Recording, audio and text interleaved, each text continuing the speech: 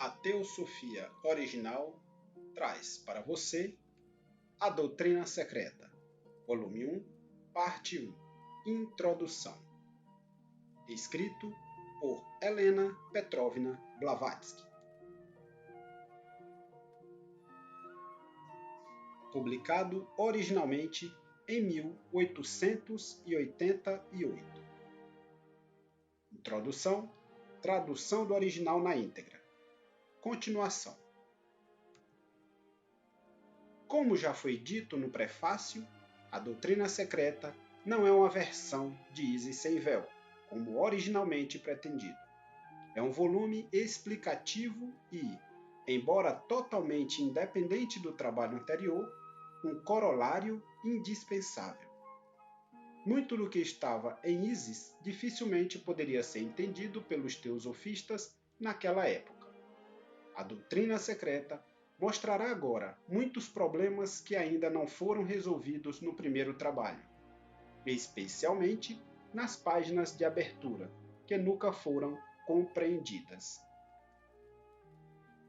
Preocupado simplesmente com as filosofias de nossos tempos históricos e o respectivo simbolismo das nações caídas, apenas um olhar apressado poderia ser lançado no panorama do ocultismo nos 2 volumes de Isis. No presente trabalho, são dadas a cosmogonia detalhada e a evolução das 4 raças que precederam a 5ª raça, a humanidade, e agora 2 grandes volumes explicam o que foi declarado apenas na primeira página de Isis sem véu, e em algumas alusões espalhadas aqui e ali ao longo de todo esse trabalho. Tampouco o vasto catálogo de ciências arcaicas pôde ser tentado nos volumes atuais, antes de dispormos de tremendos problemas como a evolução cósmica e planetária e o desenvolvimento gradual das misteriosas humanidades e raças que precederam nossa humanidade adâmica. Portanto, a presente tentativa de elucidar alguns mistérios da filosofia esotérica não tem, na verdade, nada a ver com o trabalho anterior. Como exemplo, a escritora deve ter permissão para ilustrar o que é dito. O volume 1 de Isis começa com uma referência a um livro antigo. Tão antigo que nossos antiquários modernos podem refletir sobre suas páginas por tempo indeterminado e ainda não concordar com a natureza do tecido sobre o qual está escrito. É a única cópia original existente. O documento hebraico mais antigo sobre o aprendizado oculto, o Sifra Designota, foi compilado a partir dele, e em um momento em que o primeiro já era considerado à luz de uma relíquia literária. Uma de suas ilustrações representa a essência divina que emana de Adão, como um arco luminoso que forma um círculo, e então, tendo atingido o ponto mais alto de sua circunferência, a glória inefável volta novamente à Terra, trazendo um tipo superior de humanidade em seu vórtice. À medida que se aproxima cada vez mais do nosso planeta, a emanação se torna cada vez mais sombria, até que, ao tocar o chão, fica tão negra quanto a noite. O livro muito antigo é a obra original da qual foram compilados os muitos volumes de Kyuti. Não apenas este último e o Sifra Designota, mas também o Sefer Yetzirah, o trabalho atribuído pelos cabalistas hebreus ao seu patriarca Abraão, o livro de Shu King, a Bíblia Primitiva da China, os volumes sagrados do egípcio Thoth Hermes, os Puranas na Índia e o livro caldeu dos Números e o próprio Pentateuco são todos derivados desse pequeno volume pai.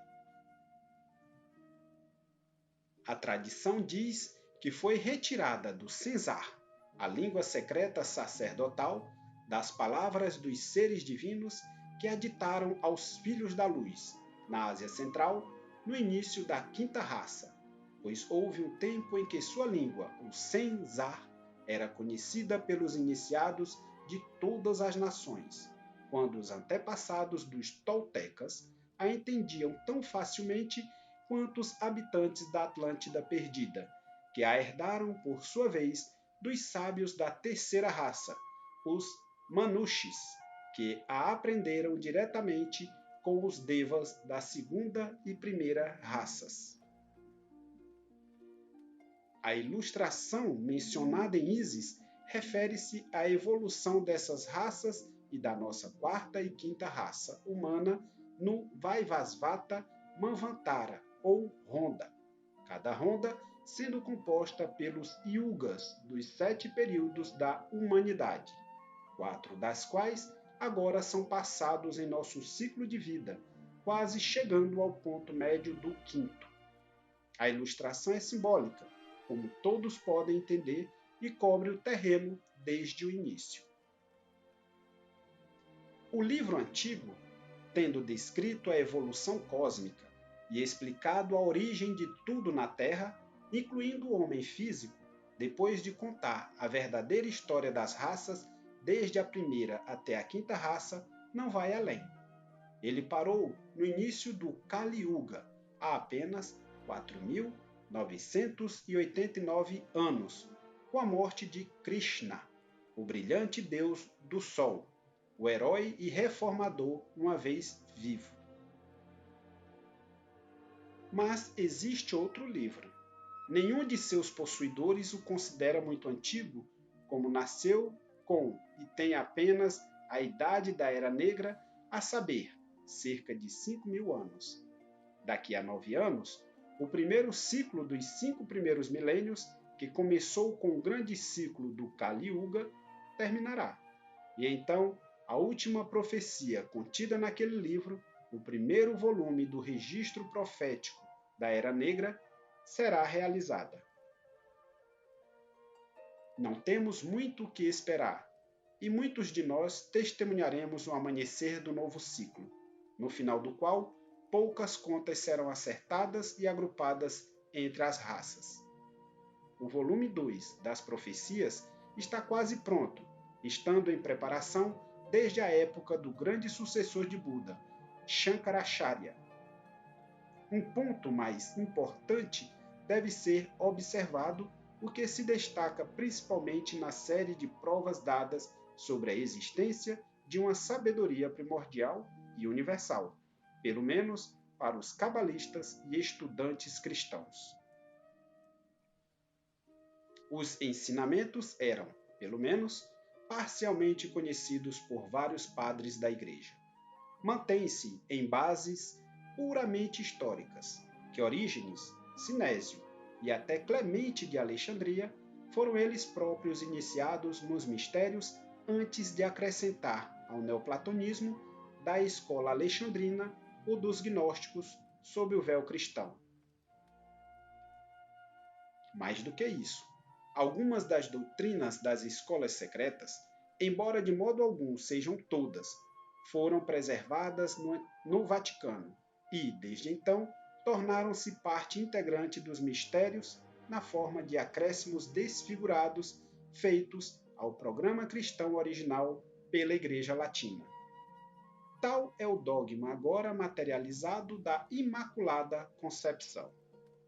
Isso explica as grandes perseguições iniciadas pela Igreja Católica Romana contra o ocultismo, a maçonaria e o misticismo heterodoxo em geral. Os dias de Constantino foram o último ponto de virada na história, o período da luta suprema que terminou no mundo ocidental, estrangulando as antigas religiões em favor da nova, construída em seus corpos. A partir daí, a vista para o passado distante, além do dilúvio e do jardim do Éden, começou a ser fechada de maneira forçada e implacável por todos os meios justos e injustos, contra o olhar indiscreto da posteridade. Todas as questões foram bloqueadas. Todos os registros em que as mãos podiam ser colocadas, destruídas. No entanto, resta o suficiente, mesmo entre esses registros mutilados, para nos garantir, dizendo que há neles todas as evidências possíveis da existência real de uma doutrina dos pais. Fragmentos sobreviveram a cataclismos políticos e geológicos para contar a história, e toda a sobrevivência mostra evidências de que a agora sabedoria secreta já foi a cabeça de uma fonte, a fonte perene e sempre fluente, na qual foram alimentadas todas as suas correntes, as religiões posteriores de todas as nações, da primeira à última. Este período, começando com Buda e Pitágoras, por um lado, e os neoplatônicos e gnósticos, por outro, é o único foco que resta na história em que convergem pela última vez os raios de luz que fluem dos éons do tempo passado, imperturbável pela mão da intolerância e do fanatismo.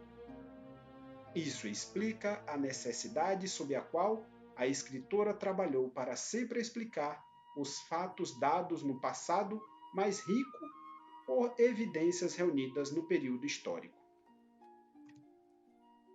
Nenhum outro meio estava à mão, correndo o risco de ser novamente acusada de falta de método e sistema. O público deve se familiarizar com os esforços de muitos adeptos do mundo, de poetas, escritores clássicos e iniciados de todas as épocas, para preservar nos registros da humanidade o conhecimento da existência, pelo menos dessa filosofia, se não, na verdade, de seus princípios. Os iniciados de 1888 permaneceriam realmente incompreensíveis e sempre um mito aparentemente impossível. Não eram como os iniciados que viveram em todas as outras épocas da história.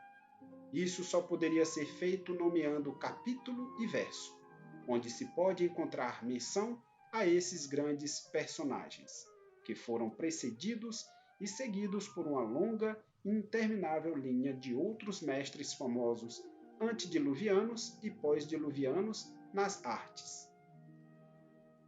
Assim, só podia ser demonstrado sob a autoridade semi-tradicional e semi-histórica que o conhecimento do ocultismo e dos poderes que ele confere ao homem não são inteiramente ficções, mas que são tão antigos quanto o próprio mundo. Para os meus juízes, do passado e do futuro, portanto, sejam críticos literários sérios, ou aqueles derviches uivantes na literatura que julgam um livro de acordo com a popularidade ou impopularidade do nome do autor, que, mal olhando para o seu conteúdo, aperta como bacilos letais nos pontos mais fracos do corpo. Não tenho nada a dizer. Tampouco condescenderei observar os caluniadores de cérebro estúpido, felizmente muito poucos, que na esperança de atrair a atenção do público, lançando descrédito em todo escritor, cujo nome é mais conhecido do que o seu, espumam e latem as suas próprias sombras.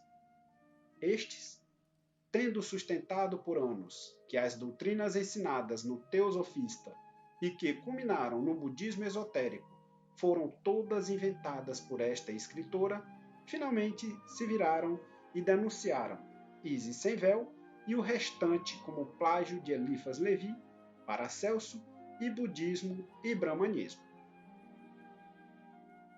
Também acusam Renan de ter roubado sua vida de Jesus dos evangelhos e Max Miller seus livros sagrados do leste ou seus fragmentos das filosofias dos Brahmanes e de Gautama ou Buda. Mas para o público em geral e para os leitores da doutrina secreta, posso repetir o que afirmei o tempo todo e que agora me visto nas palavras de Montaigne.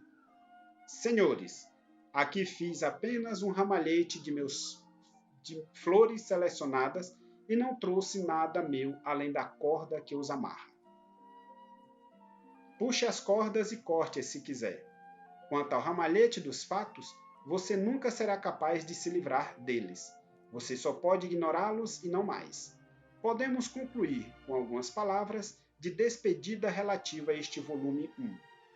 Em uma introdução que antecede uma parte que lida principalmente com cosmogonia, certos assuntos trazidos à tona podem ser considerados fora de lugar, mas mais uma consideração adicionada àquelas já apresentadas me levou a tocá-las.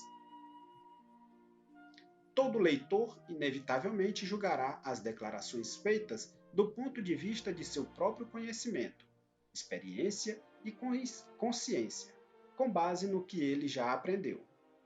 Este fato a escritora é constantemente obrigada a ter em mente. Portanto, também as frequentes referências neste primeiro livro a assuntos que, propriamente falando, pertencem a uma parte posterior da obra, mas que não poderiam ser ignorados em silêncio, para o leitor não considerar esse trabalho um conto de fadas, uma ficção de algum cérebro moderno. Assim, o passado ajudará a realizar o presente, e o último a apreciar melhor o passado. Os erros do dia devem ser explicados e eliminados, mas é mais do que provável, e no presente caso é uma certeza, que mais uma vez o testemunho de longas eras e da história deixará de impressionar qualquer pessoa, exceto a muito intuitiva, o que equivale a dizer muito poucos. Mas, como em todos os casos semelhantes, os verdadeiros e os fiéis podem consolar-se apresentando o moderno cético saduceu com a prova matemática e o memorial de sua obstinação e intolerância. Ainda existe em algum lugar nos arquivos da Academia Francesa a famosa lei das probabilidades elaborada por um processo algébrico para o benefício de certos céticos matemáticos. É assim que funciona. Se duas pessoas derem evidência a um fato e assim lhe derem 5/6 de certeza, esse fato terá 35/36 de certeza, ou seja, sua probabilidade levará a sua improbabilidade à proporção de 35/1. Se 36 dessas evidências forem reunidas, a certeza se tornará 215/216 avos. O acordo de 10 pessoas, dando cada meia de certeza, produzirá 1023/1024, etc, etc. O ocultista pode permanecer satisfeito e não se importar mais. Assim concluímos a introdução do primeiro volume da Doutrina Secreta.